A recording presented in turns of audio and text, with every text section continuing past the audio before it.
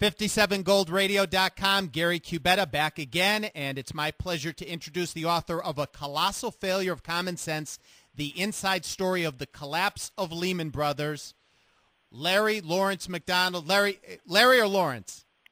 Larry's fine. Okay, Larry's fine. Larry, pleasure to have you with us. Thanks, Gary. Great to be here. I heard you last Sunday. I like to listen to Bob Brinker on the weekends. I think he's got a very good program, and you came on, and my ears perked right up because the Lehman Brothers situation has been a fascination to me for about the last year and a half, 2 years or so. You worked with Lehman Brothers. What exactly was your role with the company?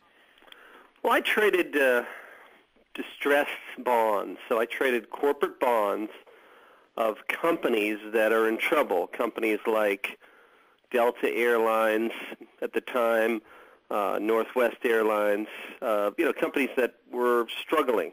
I traded their bonds. Now, Larry, I remember I graduated from college in the 80s, and I was considering going to work for Merrill Lynch, which would be similar to a corporation like Lehman or Goldman Sachs. And back then, the company really was stockbrokers. You'd go to work and you'd do cold calls and you'd get people to buy stocks. And the commissions, of course, were much higher than they became later on with the E-Trades and the Schwabs.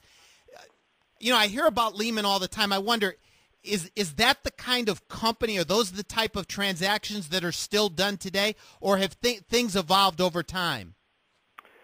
Well, that's what makes this book, A Colossal Failure of Common Sense, such a treat, because it brings the reader inside of the investment bank. And when you go inside of Lehman Brothers, when you get under the hood, you'll see that it wasn't like a Merrill Lynch. We didn't have any stockbrokers. We didn't have a sales force. It was essentially an investment bank that traded securities, bonds, stocks, real estate loans, and things like that. We traded a lot of securities with institutional investors. So we would trade. We traded a lot of bonds with Fidelity, T. Rowe Price, and alike.